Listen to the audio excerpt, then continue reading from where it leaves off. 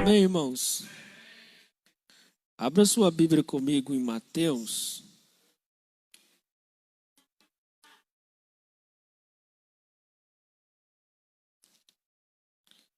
Mateus capítulo 6.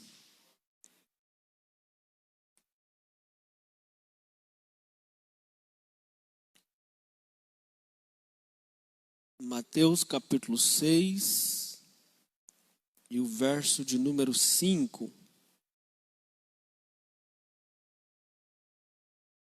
Aleluia.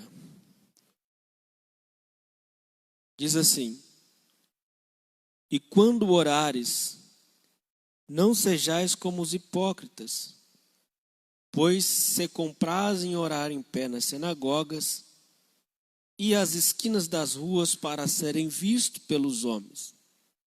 Em verdade vos digo que já receberam o seu galardão. Mas tu, quando orares, entra no teu aposento e, fechando a tua porta, ora ao teu pai, que está em secreto. E o teu pai, que vê em secreto, te recompensará publicamente. Tome o seu assento em nome de Jesus. Aleluia.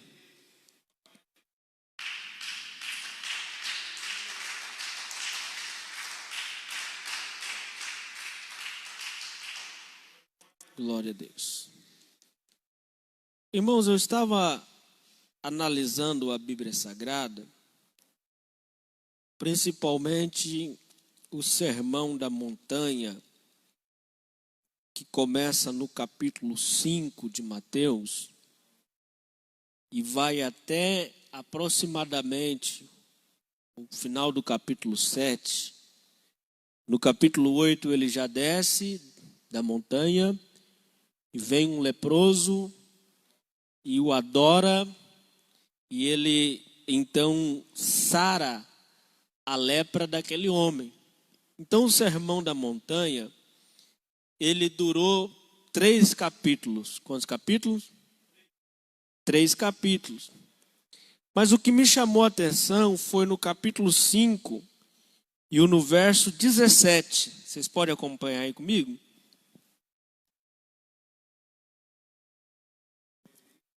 Capítulo 5 e o verso 17.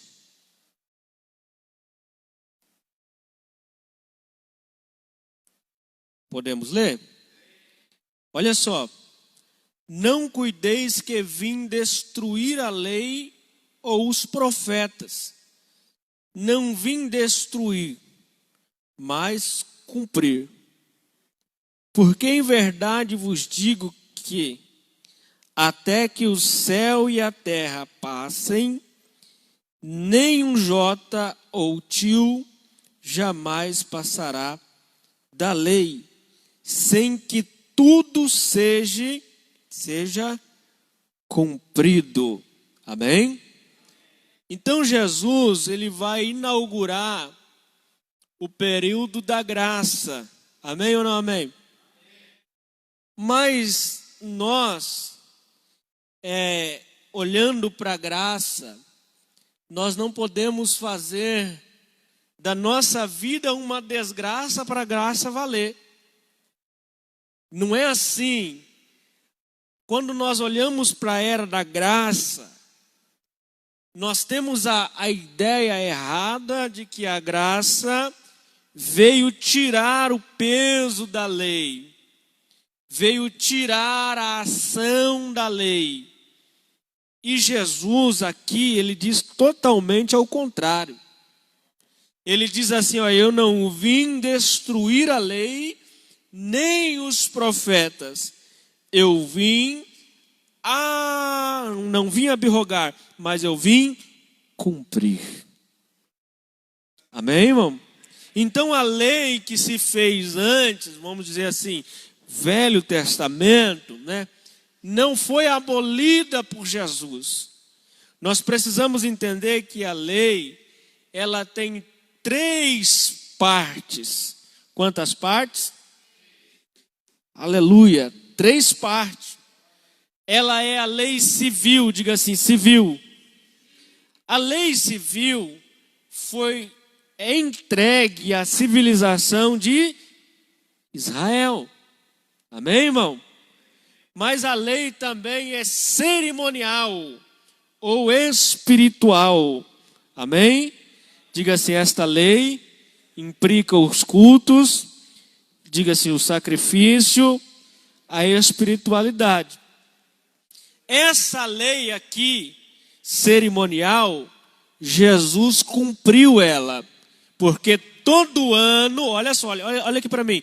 Todo ano se vinha o sumo sacerdote, matava um animal sem pecado, ou seja, sem mácula, e entregava esse sacrifício, matava ele fora do altar, no altar do holocausto, vinha com ele, entregava o sangue dele lá na arca da aliança, lá dentro lá do tabernáculo, que era chamado dia de sacrifício, ou o dia do perdão. Amém? Mas esta lei, por que se não sacrifica ainda animais até os dias de hoje? Quem pecava na época da lei, preparava um cordeiro, preparava um animal e levava até o tabernáculo, até o templo, se matava o animal com a mão do patriarca da casa sobre o animal, transferindo o pecado da família para o animal ser sacrificado.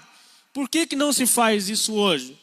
Porque a lei do sacrifício, a lei cerimonial, esta lei, Jesus cumpriu. Aleluia. Alguém pode aplaudir a Jesus?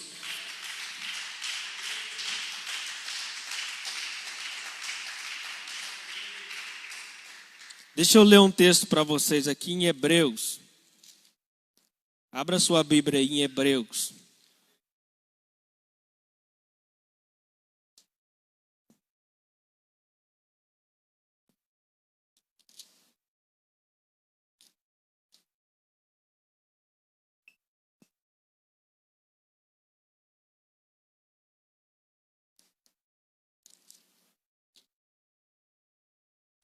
Hebreus capítulo de número 9. Hebreus capítulo de número 9. Diz assim, ó. Ora, também a primeira tinha ordenanças de culto divino em um santuário terrestre, porque um tabernáculo estava preparado, o primeiro, em que havia o candelabro, a mesa dos pães da propiciação, ao que se chamava santuário.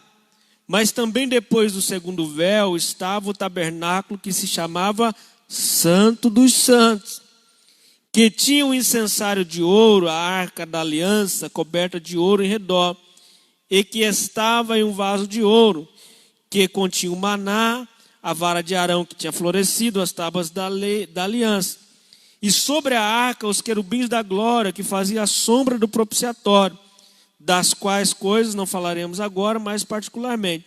Ora, estando estas coisas assim preparadas a todos os tempos, entrava o sacerdote no primeiro tabernáculo, cumprindo o serviço.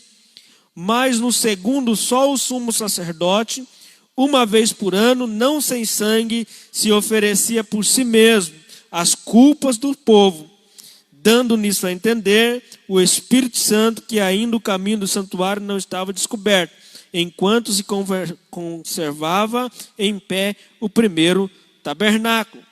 Olha só, então explicou a primeira parte, que é uma alegoria, que é uma comparação para o tempo presente, em que se oferece dons e sacrifício que, quanto à consciência, não podem aperfeiçoar aquele que faz o serviço, constituindo somente em comidas e bebidas e várias ablusões e justificação da carne, impostas até o tempo da correção.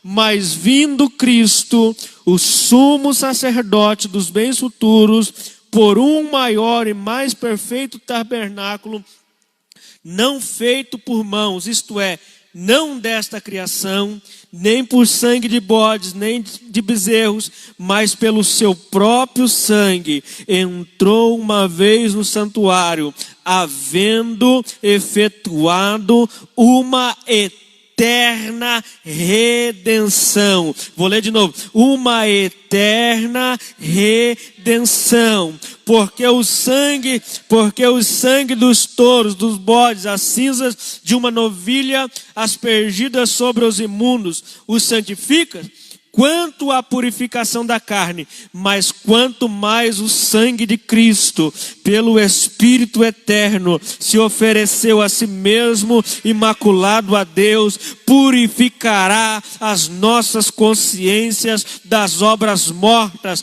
para servirdes ao Deus vivo, e por isso é o mediador de um testamento, para que, intervindo a morte para a remissão das transgressões que haviam debaixo do primeiro testamento, os chamados recebam a promessa da herança eterna, porque onde há testemunho, há necessário que intervenha a morte do testador, porque um testamento tem força onde houver morte, ou terá algum valor enquanto testador vivo. Por isso também o primeiro não foi consagrado sem sangue, porque havendo Moisés anunciado todos os mandamentos, segundo a lei, tomou o sangue de bezerros, de bodes, com água, com lã e púrpura e isopo, e aspergiu tanto o mesmo livro como ao povo, dizendo: este é o sangue do testamento de Deus, vos tem mandamento. Semelhantemente aspergiu com sangue o tabernáculo e todos os vasos do ministério. E quase todas as coisas, segundo a lei, se purificam com sangue. Sem derramamento de sangue não há remissão. Verso 24. Porque Cristo não entrou num santuário feito por mãos, figura do verdadeiro, porém o mesmo no céu, para agora compadecer por nós perante a face de Deus. Amém, irmãos? Então a lei cerimonial, ela foi cumprida por Cristo. Antigamente se oferecia sangue de animais num tabernáculo terreno, mas Cristo, como é mediador de uma nova e superior aliança, ele não pode entregar o sangue num tabernáculo terreno. Então ele leva o sangue para entregar no tabernáculo celeste. Aleluia! É por isso que ele subiu ao céu com o mesmo corpo que ele morreu na cruz, porque ele tinha que aspergir o sangue na verdadeira arca da aliança, e a arca da aliança verdadeira é o próprio Deus. Vocês entenderam isso? Então existe a lei civil, a lei moral e a lei cerimonial. A lei civil é para cidadãos de Israel. A lei cerimonial Cristo cumpriu. E nós ainda estamos debaixo da lei moral. Amém? Diga assim, nem tudo, faz assim com o dedinho de profeta assim, ó. Nem tudo que é legal é moral. Diga assim, moral. Então, por mais que eles façam leis aqui, leis terrenas, leis da civilização humana, brasileira, uruguaia, paraguaia, colombiana, australiana, jamaicana, africana, por mais que eles fazem leis aqui terrenas, nós ainda estamos debaixo da lei moral de Deus. Amém? Se amanhã ou depois o STF aprovar uma lei que onde homem e homem pode se casar, vai ser legal? Vai, mas para nós vai continuar sendo imoral. Já existem leis. Por exemplo, eu posso pegar hoje, dentro da civilização brasileira, uma cerveja e abrir e tomar num bar? Posso, não posso? Dentro da lei humana. É legal? É, mas não é moral. Eu posso acender um cigarro de maconha, que amanhã ou depois vão legalizar a maconha. Vou poder fazer isso? Vai ser legal? Vai. Mas para nós vai continuar sendo imoral. Porque nem tudo que é legal é moral. E nós vivemos debaixo da lei moral de Deus. Amém, irmão? Amém? Vocês entenderam essa parte? Glória a Deus. Vou voltar lá em Mateus.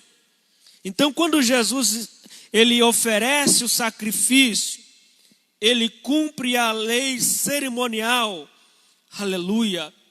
Ele vai dar abertura agora à dispensação da graça. Mas a dispensação da graça, ela não é inferior à lei.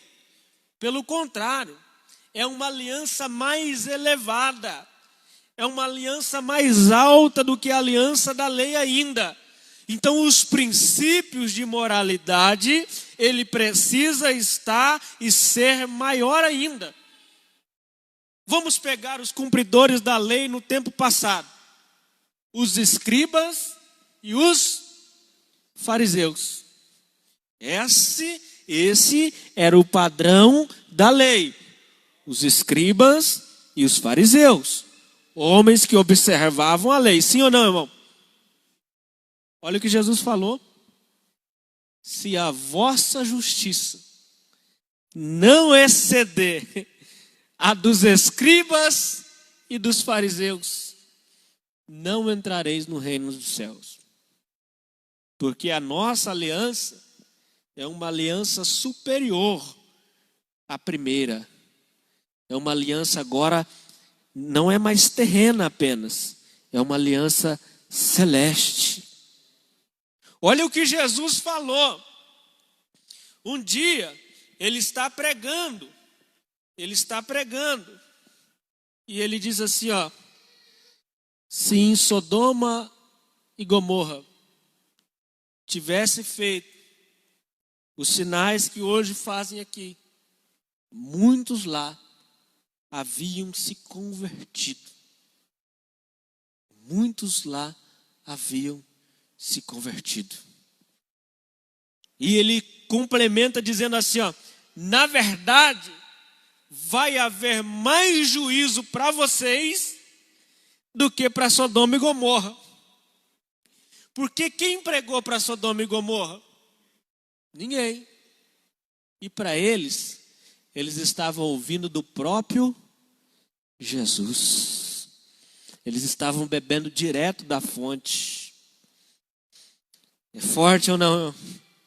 Olha só, antes de Jesus vir, o evangelho ou a lei era proferida por homens.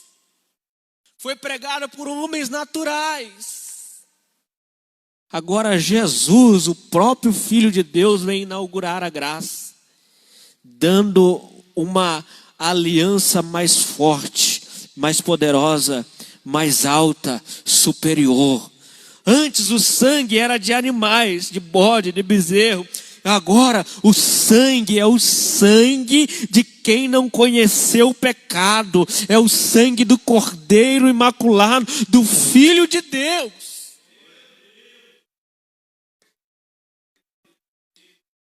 E aí, quando ele inaugura o Sermão da Montanha, fazendo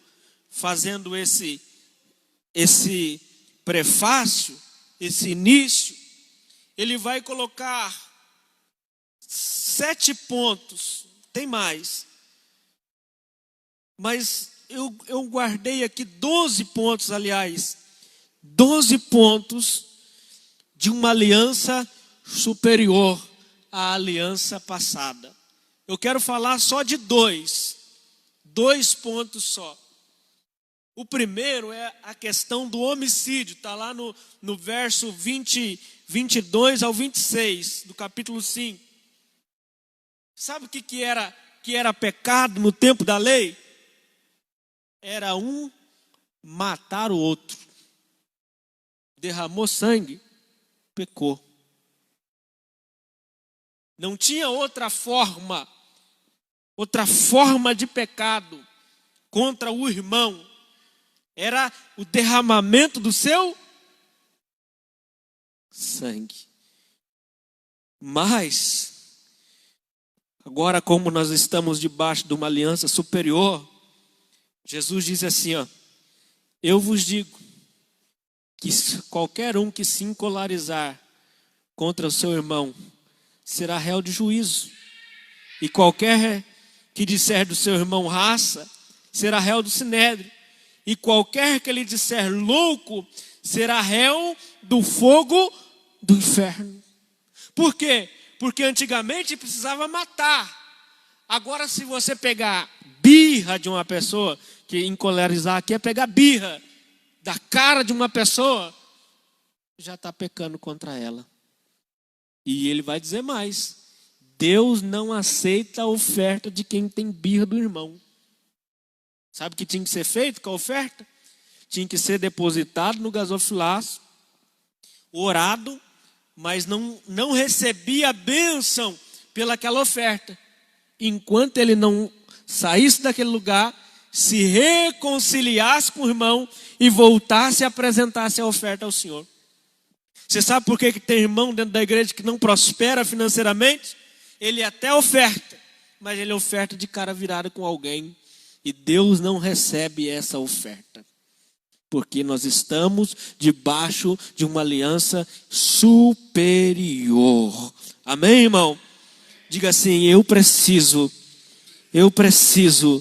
que a minha justiça exceda a justiça dos fariseus. Aleluia.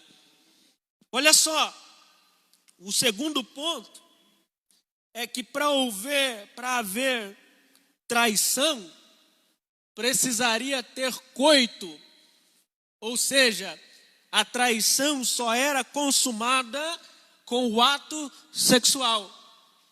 Então, se tivesse alguém dentro de uma casa, um marido que não era marido daquela mulher, e ele tivesse acariciando o cabelo de outra mulher, e alguém pegasse aquilo ali, não era pecado. Se alguém viesse e visse um marido que não era aquela mulher, abraçado, sozinho, dentro de uma casa com aquela mulher, não era pecado. Não era considerado pecado. Porque precisaria necessariamente haver o coito, o ato sexual. Mas Jesus intensificou a aliança. Eu não sei se eu consigo dar glória a Deus. Glória a Deus. Jesus intensificou a aliança. E ele diz assim, ó: da maneira em que olhares para uma mulher, se no seu coração a desejar, já cometeu o pecado, irmão. Já cometeu o pecado. Então, antigamente precisava ser pego no ato. Nessa aliança, na maneira que olhar, desejou. Vamos falar o desejo? Já pensou essa mulher no lugar da minha? Como seria a minha vida? E se eu tivesse casado com uma mulher dessa? Meu Deus do céu, olha só a serva de Deus, olha o jeito que ela é aqui, e olha a mulher que eu tenho lá em casa. Já desejou o mal, irmão. Adulterou. Porque esta aliança é uma aliança superior. É uma aliança mais forte. Amém, irmão? Amém ou não amém? Na velha aliança, você poderia odiar o seu inimigo e amar as pessoas próximas de você. Você poderia passar perto do seu inimigo e nem ligar para ele. Era normal na velha aliança isso. Você vai ver que tinha muitas guerras. Porque odiar o inimigo era natural na velha aliança. Agora, na nova aliança, se você passar perto do seu inimigo e não cumprimentá-lo, já pecou contra Deus. Isso aqui está lá no verso 43 até o 48, praticamente, do capítulo 5. Por quê? Porque agora você não pode fazer somente o que você pode pelo seu amigo. Agora você tem que se dedicar também aos seus inimigos. E o que a Bíblia diz se dedicar aos meus inimigos? Se ele me incentivar a caminhar 1 milha, vá com ele 2. Se ele me pedir alguma coisa, a Bíblia diz para não desviar de quem te pede emprestado. A Bíblia que diz isso. Agora, já na velha aliança, se você ouvisse alguém pedindo esmola e não ofertasse na vida daquela pessoa, era pecado. Quanto mais nesta aliança, alguém chega perto de você e fala assim: me compra alguma coisa ali, me dá R$1, você com a carteira, com o pagamento do bolso inteirinho do pagamento do mês, fala assim, com a cara mais lavada: eu não tenho. Ou só foi eu que já fiz isso? Eu já fiz isso. Vai usar droga. Não tem trocar. Vai usar droga. Vai fazer isso. A Bíblia diz: se você tiver o dinheiro ali, irmão, você tem que dar. Não tem outra alternativa. É necessário entregar. Usa uma estratégia, fala: não, vou te comprar um salgado então. Vou te comprar uma marmita, vamos ali comigo. Mas eu vou te dar. Porque se alguém pedir, você tem que dar, irmão. Não tem outra opção. Se não deu, pecou. Pecou contra Deus. Vocês estão entendendo? Diga amém. Está muito forte a mensagem? Está forte? Está muito pesada a mensagem? Está pesada. Eu nem cheguei na oração ainda. Nem vai dar tempo de chegar também.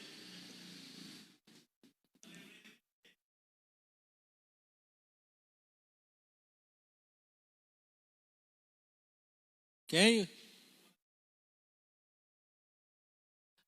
Eu lembro quem que é. Verdade, o da barriga. Não tem como fugir. Você lembra dele, não? Não tem como fugir. Mas você sabe o que é uma coisa, irmão? Isso daí é Deus querendo abençoar.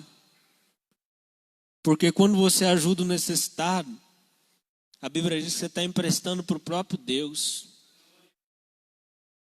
Aleluia. Então nós vamos ver que a aliança que nós estamos é uma aliança mais forte, mais poderosa. Se coloca em pé comigo. Eu queria pregar sobre a oração hoje. Não deu tempo.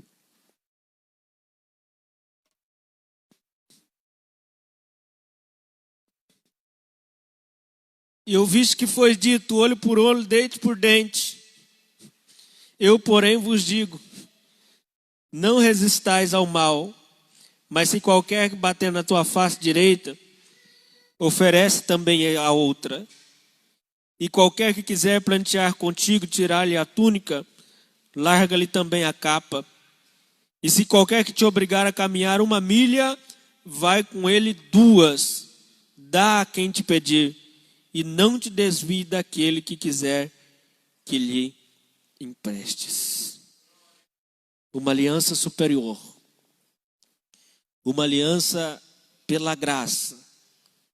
Mas então, se estamos debaixo da graça, por que temos que cumprir isso?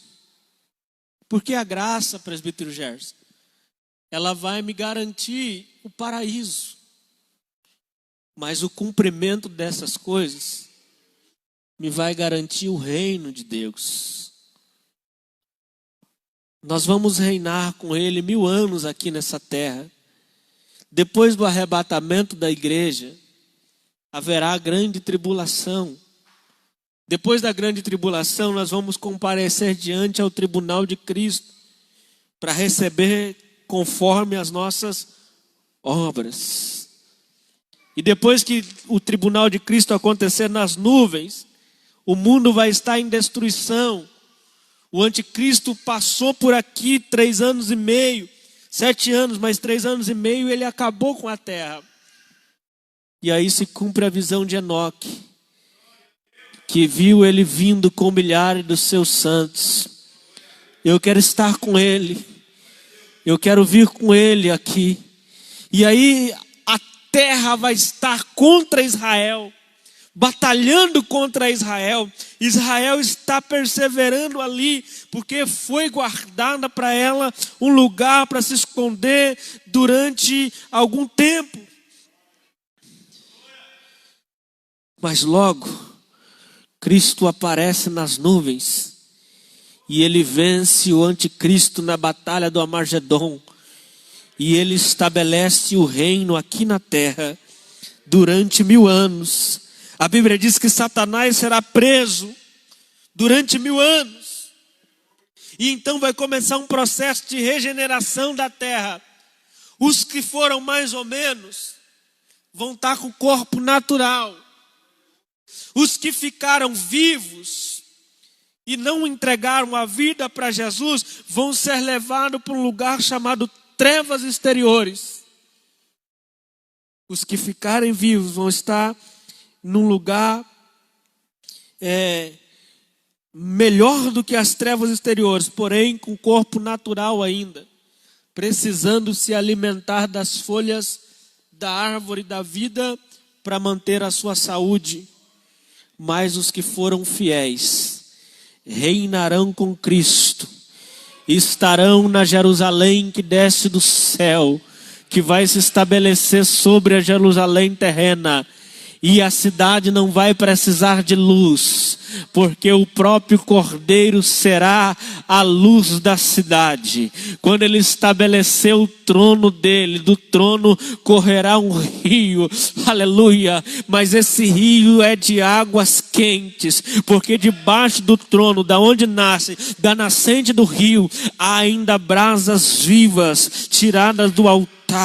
Glória a Deus. E esse rio vai alimentar toda a cidade santa e percorrer toda a cidade santa. Mas os que foram fiéis e que guardaram esta palavra, que são da aliança superior, eles estarão na cidade com o Cordeiro de Deus e adorarão de dia e de noite, aleluia. O seu corpo não pode ser um corpo terreno, o seu corpo não pode ser um corpo natural. O que é mortal se revestirá da imortalidade, o que é corruptível se revestirá da incorruptibilidade, aleluia. Teremos um corpo que come carne, que come peixe, que come pão, mas que atravessa parede. Os que foram fiéis. E nós estamos aplicando algo que não tem como dar errado.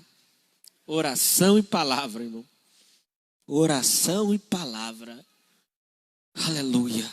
Oração e palavra. Aleluia. A palavra me muda, a oração me faz crescer. A palavra me muda, a oração me faz desenvolver. A palavra me muda, a oração me coloca em outro nível. E assim nós vamos crescendo como igreja. Amém, irmãos? Glória a Deus. Senhor Deus e Pai, obrigado por esta palavra. Obrigado, Senhor meu Deus, por este dia, Senhor. Obrigado por esta terça-feira. Que a tua mão esteja sobre cada irmão aqui, meu Pai.